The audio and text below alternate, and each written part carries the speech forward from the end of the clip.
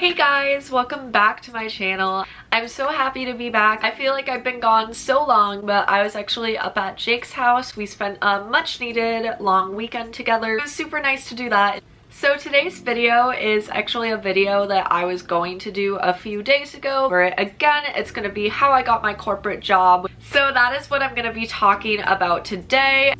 So the first thing I did is I found a professor that had a good reputation for getting students jobs, which is super important if you want to be successful. Even if it's not a professor that you take from, and find out when their office hours are and say, I heard you're very, very good at interview tips and stuff like that, and just telling us what the right companies are to go for. So I was wondering if you could help me. Most professors, I would think, would be reasonable enough to say, yeah, I will help you. It's also great to find a good professor to take from that would also help you with this skill, because then they're able to really get to know your style, get to know you, and see what type of company you'd be best fit for. They're obviously not gonna like find the role and give it to you, but they will give you pointers and help you out. I definitely know that I would not have the job that I have right now without two of my professors that have just taught me so much about how to go through interviews. And the next thing that I think is really helpful is going to career fairs your freshman year to your senior year, and this can help for a lot of different reasons. So let's just say, for example, say Amazon comes to your school. So Amazon has a table, they're looking to hire students for inside sales as an entry-level position, and they want future graduates. A lot of the companies that keep coming back to career fairs have a good relationship with the school. They're really proud of the students that are produced from that school, which is why they continue to go back. So likely, if you see one year, the chances are they will be back the next year. So say you start going freshman year and you continue to see the same recruiter over and over again at that same career fair every year. If you go up to the company and talk to them every single year, hey, I'm still very interested, I just wanted to stop by because I know we've spoken before.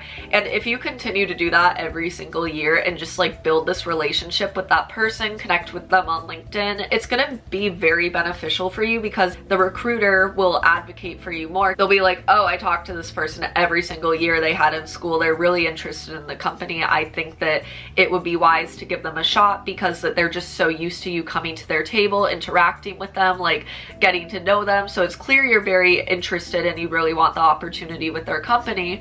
So likely Amazon would say, I've talked to this person since they were a freshman and they're going into their senior year now. Maybe we should set up an interview with them or something because this is somebody who's showing initiative and really wants to be a part of our company. And that builds a relationship, which is gonna just be way more beneficial than an online application, because when a manager gets an online application, they don't know who they're gonna be talking to. They likely don't know what you look like, what your personality is. There's a ton of different factors. They already like your personality and like your initiative and all that stuff, and they already know you really want to get in that company and work hard. It'll make them want to take those next steps more.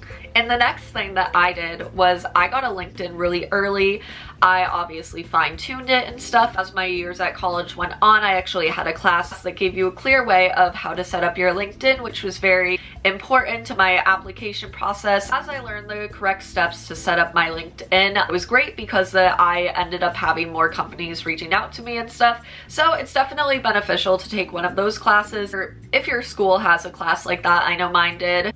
Getting a LinkedIn early on makes it so you can connect to people and just get to know people faster, and it'll be a lot more beneficial. And through your LinkedIn, you start to build a network, so you're getting to know people. It's just a really great way for future employers to reach out to you, whether it be for internships or for full-time positions. So it's just a great way to put yourself out there and be seen. And the next thing is my school actually had a thing where there was a single company and you network with them and just get to know all their associates and stuff like that.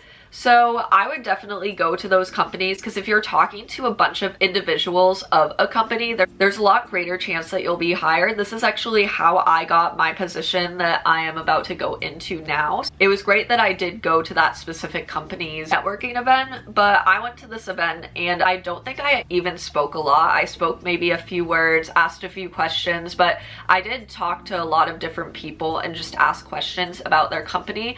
And by doing this, people recognized me. So then I filled out an online application in the day after, and the guy called me and he was like, hey, I remember you So again, having that introduction before you fill out your online application really helps you, because then people recognize you and be like, oh, it was that girl, she was super nice from the networking event, so maybe we should see if she would be right for this position, and just gives you a great introduction to the company.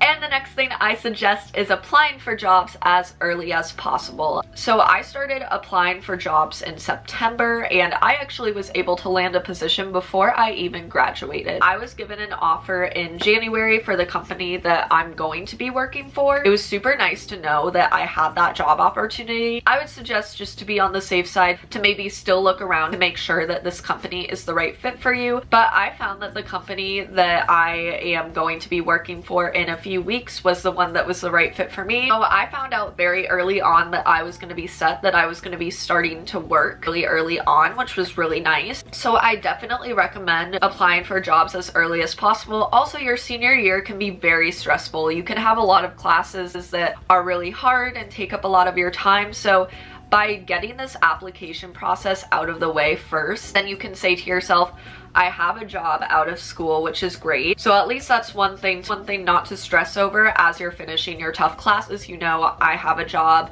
out of school, so I will be bringing in income right away, which is great. So that is something that I think you should keep in mind, is if you apply really early on for jobs, then it's just going to be one less stressor off your back. So the next thing I suggest is to plan multiple interviews, even if you don't think that you'll like the company.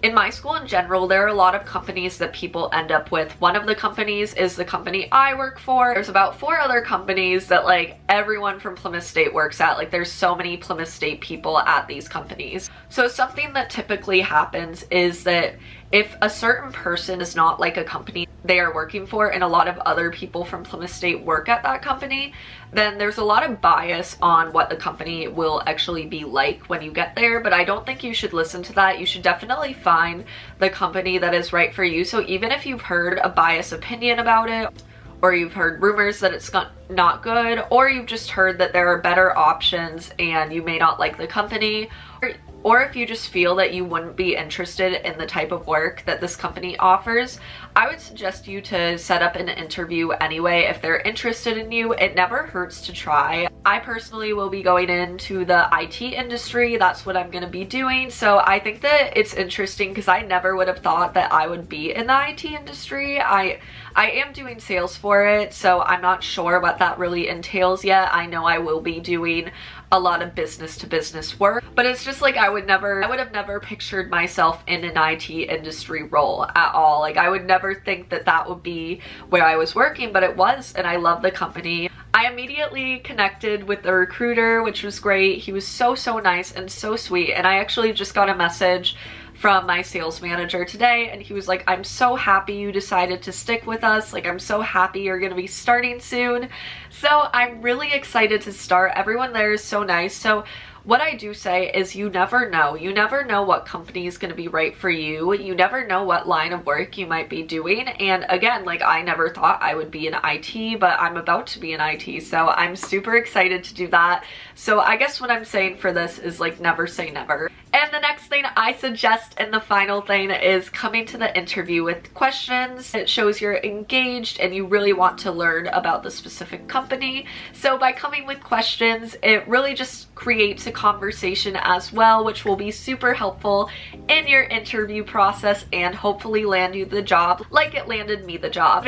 But that completes the video for today. I really hope you guys enjoyed it. If you did, please give it a thumbs up and subscribe as well if you'd like to see more videos like this. I hope you guys have an amazing day, and I will see you in my next video. Bye.